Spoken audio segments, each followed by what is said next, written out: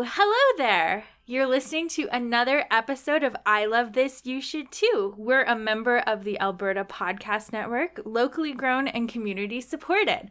I'm Samantha Hees, and with me is the overly warm and attractively bearded Indy Randella. I think those are a pairing. I think I need to shave off my beard because it is very hot. I was kind of wondering. We're in the middle of Edmonton's maybe greatest heat wave. Yes. Because we're recording this a little early, and it's not going well. We're not built for this. No, it is currently 37 degrees. You can't ask us to be fine with 37 below and 37 above. That's too much. You should get one per year. Yeah. I think that should be a rule. Like, hey, I don't know, who do we talk to about this? God? God? Hey, God, get it together. Quit it. Pick a lane, man. Quit Jeez. it. Don't make me show you how bad it'll be for you. Are you threatening God? Yeah. I think that's, is that a heresy? Is that what you're doing? Probably. It's at least blasphemy. Yeah, I'm okay with it. All right, then. You heard it here. Samantha Hees. Okay with blasphemy. I like when you really generalize what I do. But I'm okay with it as well, so we're fine. Great. So, Indy, we might have some new listeners. Do you want to tell them how our podcast works? Absolutely, I do. So today we're going to have 2 spoiler-free things of the week. Just things that we're into lately, not any deep dive. But then at the end of the podcast, Samantha is going to let us know what we will be watching for next week, when we will be getting really into one movie, and we'll give you the week to watch it, collect your thoughts, meet us back here next week, and we'll really break down whatever movie that is. So all I know is it's something that I haven't seen, so I'm excited to find out what it is. Yes. Do I get a hint? Tiaras. That is 66% of your movies. Exactly. I'm trying to keep it a secret.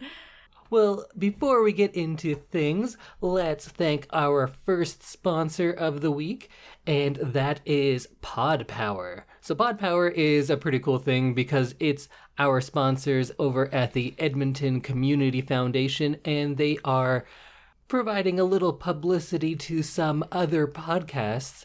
And one of those podcasts, you know which one I'm going to pick to talk about. I have a feeling. Is Overdue Fines, the Edmonton Public Library podcast.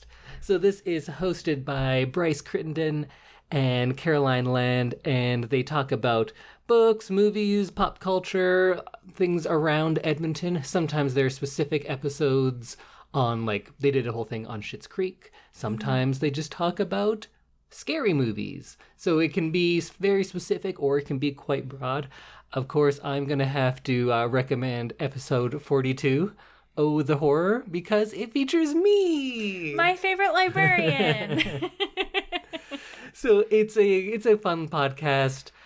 It's very casual, and even if you don't keep up with it every episode, they're going to cover something that you're going to want to hear about. And it's always just nice to find out about all the great programs that our local public library has. Actually, by the time of this airing, maybe I'll be conducting one of those great programs that the public library has. So if you want to find out more about Overdue Fines, and that's FINDS, because they're finding things, and it's a play on overdue fines. I get it. There you go. I don't get it. Yeah, me neither. But you can find out more about them at epl.ca/podcast, or you can subscribe on whatever you're using to listen to this. Perfect. So let's get into it first with your thing of the week. What are you listening to, watching, reading? One of those things, probably. Well, you got it with listening to. Okay. So my thing of the week is something that I probably should have done like years ago, because I absolutely loved this podcast right from this when I started listening to it. And it is the hit erotic comedy podcast, My Dad Wrote a Porno. Oh, I know a little bit about this. I think probably more than a couple of years ago, you got me to listen to a little bit on one of our road trips. Yes. And you're a big fan. So what's the premise of this podcast? So My Dad Wrote a Porno is a British podcast hosted by Jamie Morton, James Cooper, and Alice Levine. And each episode features a new chapter of an amateur erotic novel titled Belinda Blinked, which is written by Jamie Morton's father, who goes by the pen name Rocky Flintstone. Actually? Actually. Wow, that's... Ooh, wow. Yeah. So Jamie Morton's father brought him his first erotic novel, which is Belinda Blinked 1, which is the first season of the show. And Jamie brought it to his two friends, James and Alice, and they laughed until they cried over it at a pub over the Christmas holidays. And then they said, we need to make this a podcast. So is it just them reading this novel and then making fun of it? Yes. So Jamie reads it, and Alice and James react to it in real time, basically. They haven't read any of it. They don't know what's happening. They don't have the book in front of them. And it's hilarious because some of the stuff is so outlandish that it's just ridiculous because you're having the same reaction that usually Alice and James are. So I'm taking it that it's not the most well-written book? No, it is not the most well-written book. It does leave you to worry about Rocky Flintstone's knowledge of the female anatomy. And sometimes the male anatomy, which is questionable. The podcast is about 6 seasons in, so it's never a dull moment, and it's always really fast-paced, sometimes too fast-paced because you lose characters, or characters get renamed, or characters just disappear completely, or all of a sudden there's a new character in the scene that wasn't introduced. And that's because of the writing, not because of the podcast. No, because of the writing, yes. And they're published. They're published. Like, you can, properly published or self-published? They're self-published on Amazon. Yeah. So you can buy them on Amazon. And I bet they're doing well now just because of this. They are. They've actually gone up in price. I checked because I remember thinking, like, should I buy it? But I didn't want to be tempted to read ahead because part of the charm of the podcast is that you have no idea what's going to happen the next week. So I think this is a great podcast if you enjoy kind of a story that goes week to week, but also doesn't get too bogged down in the details. I think I'd be tempted to listen to it because I like making fun of things. Yes. They definitely do a great job. I just have to tell you the title of the first book, which will give you an idea of how the books are written. So it's Belinda Blinked 1. A modern story of sex, erotica, and passion. How the sexiest salesgirl in business earns her huge bonus by being the best at removing her high heels. Oh my god. There's like... So, I understand immediately how this can be a podcast that goes for this long. Yeah. Because in that title, I could talk about how bad of a title that is for a good half hour. Yes. And the be punctuation. The best at business. We could just talk about the punctuation in the book and have a whole podcast about it. It's hilarious. Do you want to know a little bit about the main character of the novel? Oh, please. Tell me about Belinda who blinked. So the novel tells the story of the sexual exploits of Belinda Blumenthal and her work in the sales and marketing department of the fictional company Steele's Pots and Pans. And they make pots and pans? Yes. So she's not selling anything sexy. It's literally the pots and pans business. She travels around the world where she meets various sales reps, suppliers, and business associates, and many characters regularly appear throughout the series, although some are only introduced and never heard from again or change names halfway through, like I said. Oh my god. The reader of the story, Jamie Morton, who is the son of Rocky, like I said, he has started doing accents and voices for all the characters too, so it's almost turning into like an audiobook. Nice. Which is hilarious because some of these voices are just absolutely ridiculous. And they have a footnotes episode on Thursdays, which is kind of a shorter episode where they kind of discuss themes in the books. And it's hosted guests like Lin-Manuel Miranda, Daisy Ridley from Star Wars, Josh Groban, Michael Sheen, and Dame Emma Thompson. Ooh, big time. Yeah. So if you're looking for a way to kind of dip your toe in, there is an HBO special that they did. Oh, wow. In 2019, I believe. I made the mistake of watching it on my phone on my break at work. Don't do that. It's ridiculous. And you will make faces that you will then have to explain to your coworkers. Tell them to mind their damn business. Exactly. So if you like laughing out loud in public places and making ridiculous faces on the train when you hear something especially gross, this is the podcast for you. That's exciting. So they've been going for 6 seasons. Do they still have more material ahead of them? I believe Rocky is still writing. Nice. Yeah. It's completely different from how it started, so it's definitely not the same formula every book, and so you kind of get new places and new ridiculous antics. And more erotic pot selling, but not even the fun kind of pot. Yeah, exactly. So I assume people can just find this wherever they're listening to us? Wherever they're listening to podcasts, yeah, this is like such a big podcast that it's available everywhere. So, Indy, what are you super, super into? What's your thing of the week? Well, I think you know it because you watched it with me.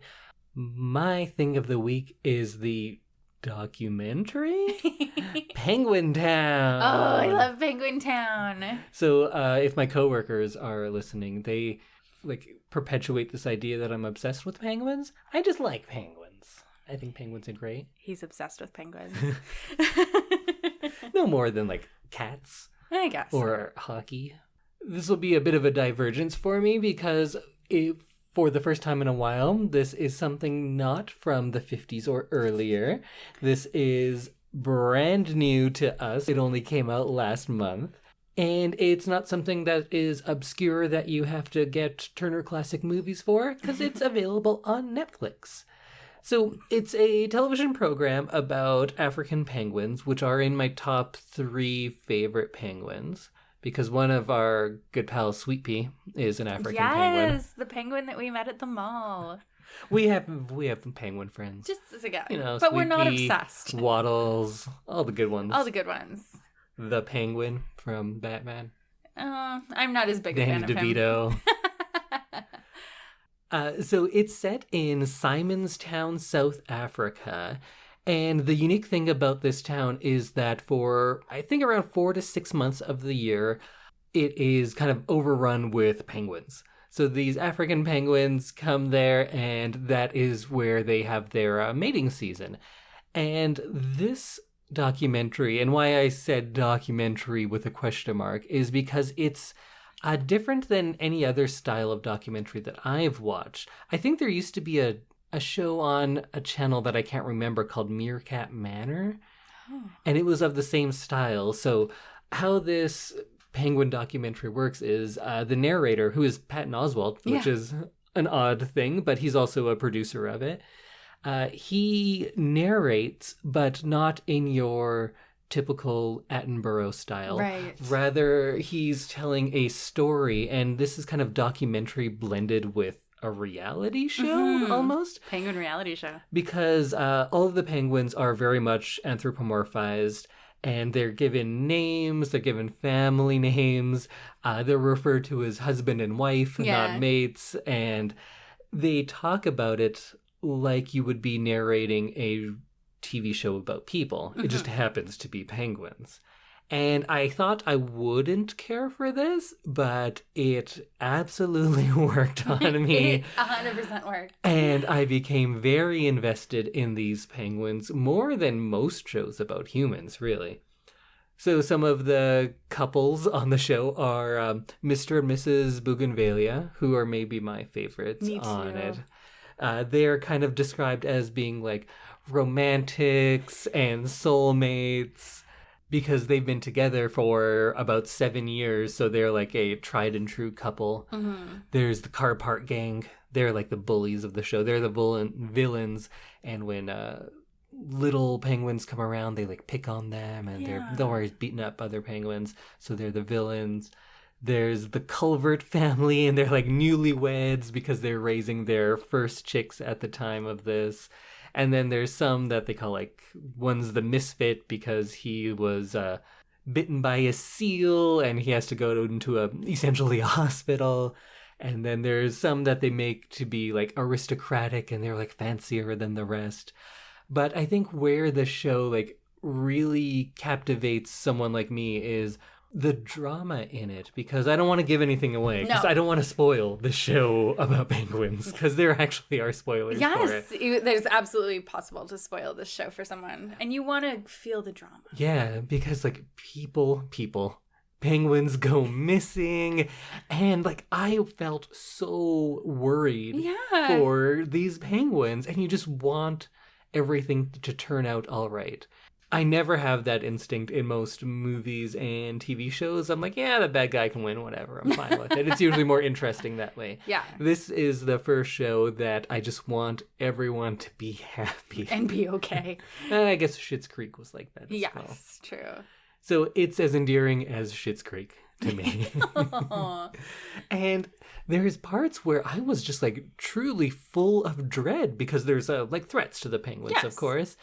And there's these seals, and I've never hated seals as much as I have while watching this. And I was even anti-cat at some points. And you know me, I'm pretty pro-cat. You're pro-penguin, pro-cat. I live a very pro-cat lifestyle.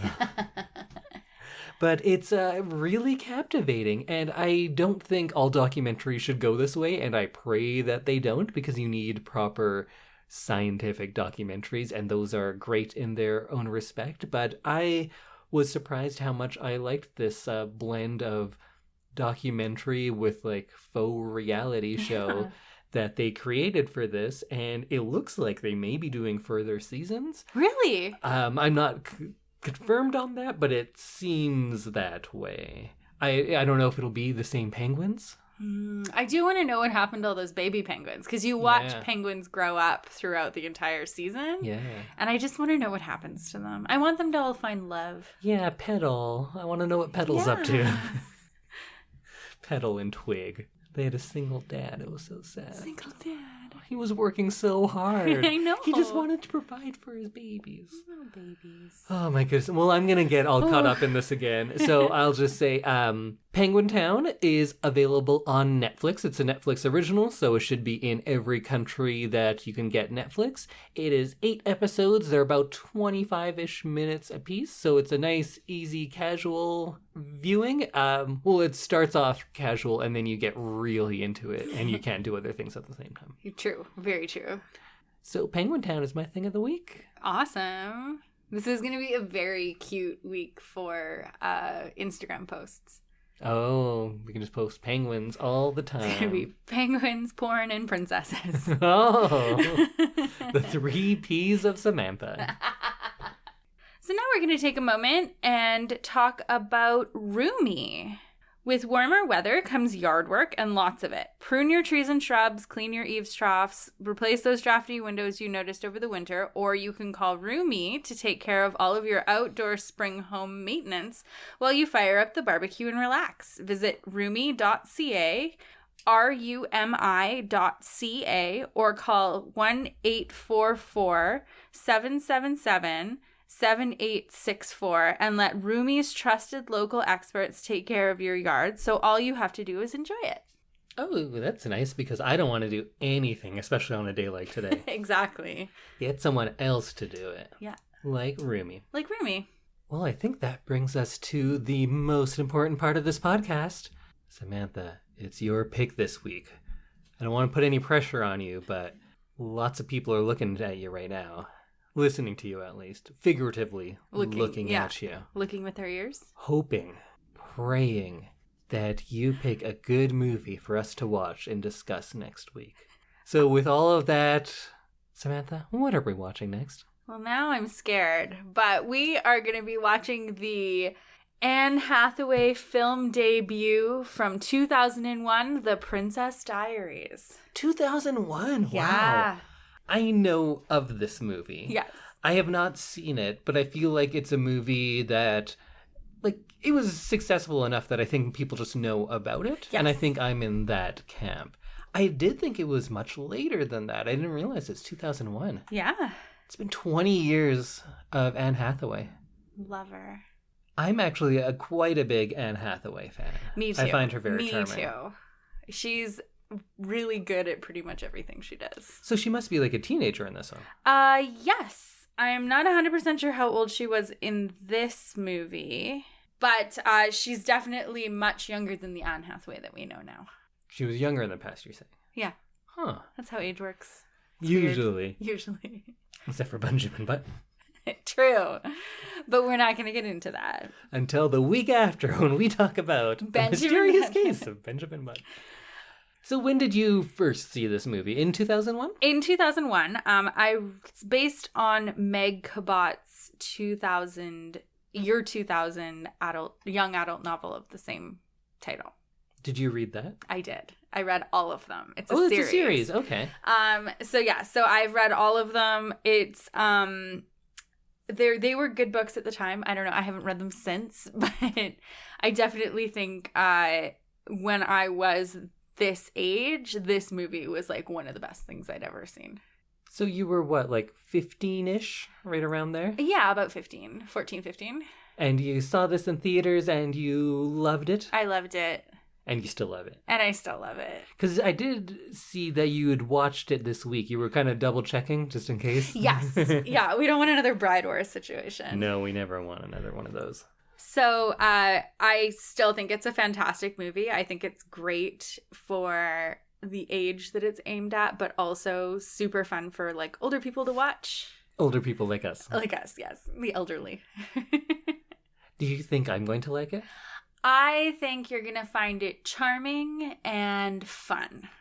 I probably agree with you, because from what I know, it's somebody who is just like a regular person, and then she finds out she's a princess, yes. And hijinks ensue. So right off the bat, I like that premise. That's happened in many movies, and it's usually pretty great. Mm-hmm.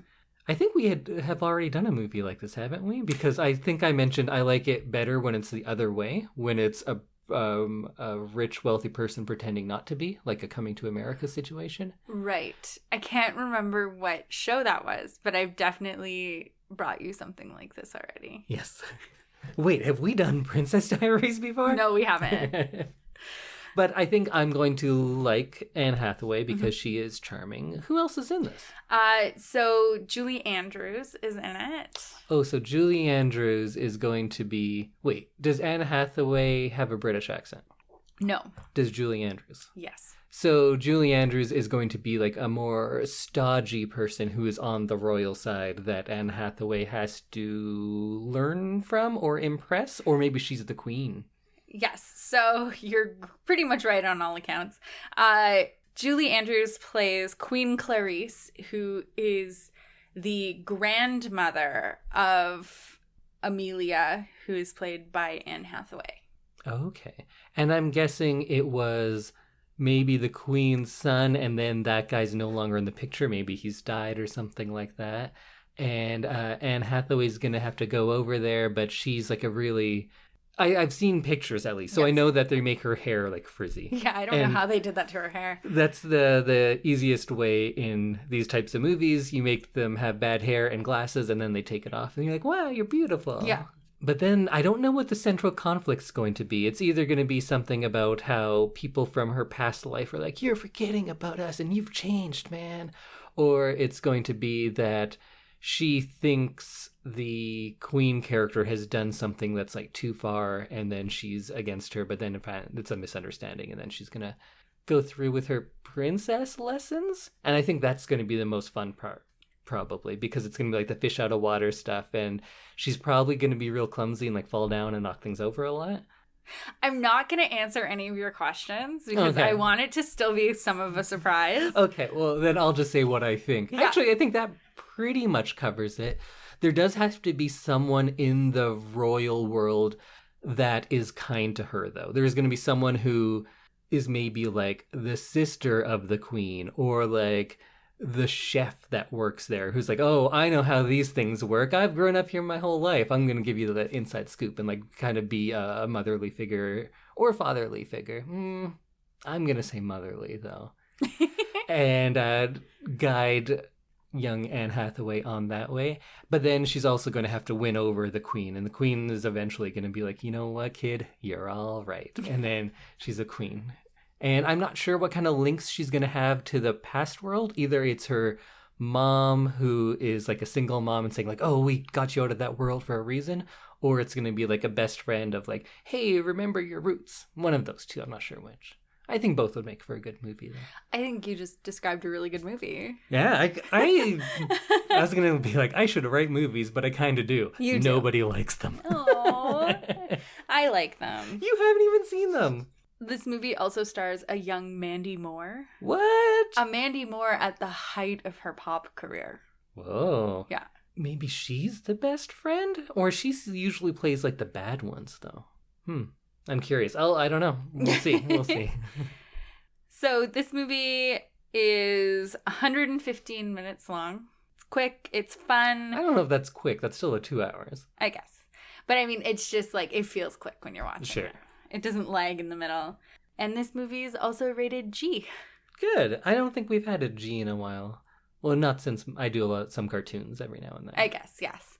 I read a review on this, like, Christian moms for appropriate TV watching. So remember how I said if you try to find a review on a movie, the first 2 pages are all, like, Christian reviews? Yes. Isn't that crazy? How is this Christian review system taking over the internet? I don't know, because it was, like, right after Rotten Tomatoes and IMDb. That's crazy. And then it's, like, this mom's review thing. Yeah. And it's funny because they have a thing where it's like kids review the movie and the parents review the movie, and the kids are like, this is okay, I see this in the world all the time, and the moms are like, how dare they show kissing. Oh, that's what they had a problem Yeah. with. Oh, so there's kissing. I forgot to say that there's going to be a love story that I'll feel is unnecessary, but they have to put it in there. And I'm not sure if the love story is going to be someone from the royal world who at first she doesn't like, and then she realizes they have like a good heart underneath. I think because most of the movie takes place there, the love story might be somebody from her like regular old school world, and that's going to be like a link to her past. I'm not sure. It could go either way. I think both are good choices. Maybe all of this is wrong and I'm going to sound real dumb.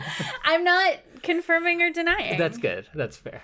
I want you to be able to watch it and like learn the story for the first time. Yeah, definitely. There is a second Princess Diaries as well. I think I knew that. So yeah, that's what we're going to be watching next week. Do you want to watch a trailer? There she is right there. That's Mia Thermopolis. Glamour, romance, fame. Mia Thermopolis had it all. But only in her dreams. As always, this is as good as it's gonna get. Her real life was completely ordinary. You're way tense. But now, something's about to happen Your grandmother called. This is the first time she's ever contacted us. What you want? that will change everything. I am Queen of Genovia. Whoa, whoa. And you are Princess. Shut up! Just in case I'm not enough of a freak already. Let's add a tiara. I can teach you to walk, talk, sit, stand like a princess. Woo! Let the work begin. We don't slump like this. It's a question of taste. Princesses never cross their legs in public. Tuck one ankle behind the other. A matter of grace. Oh! What kind of dancing do you do? Where is the beautiful girl? My granddaughter, Amelia. And a chance Attack! to make all her dreams come true. Only Paolo can take this and give you... Much better. Walt Disney Pictures presents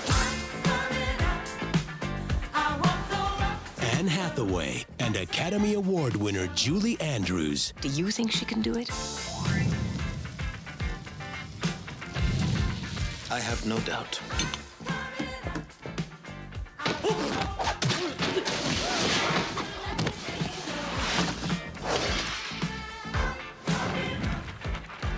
The Princess Diaries.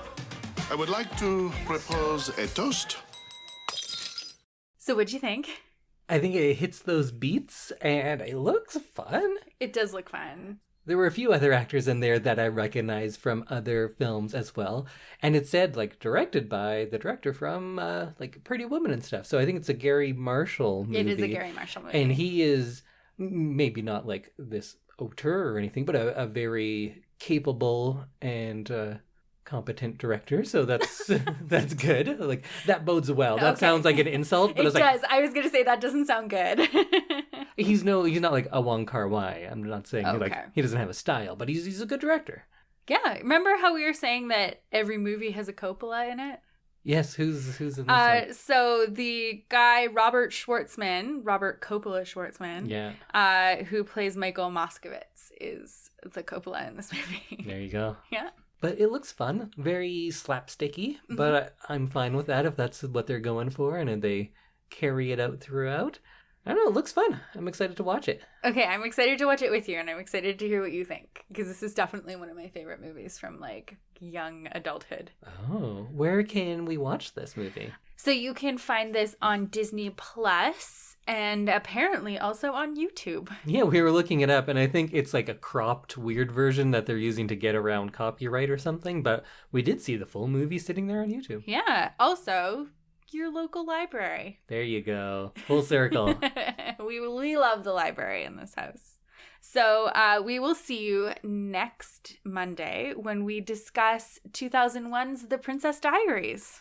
And remember, correlation does not equal causation. Goodbye.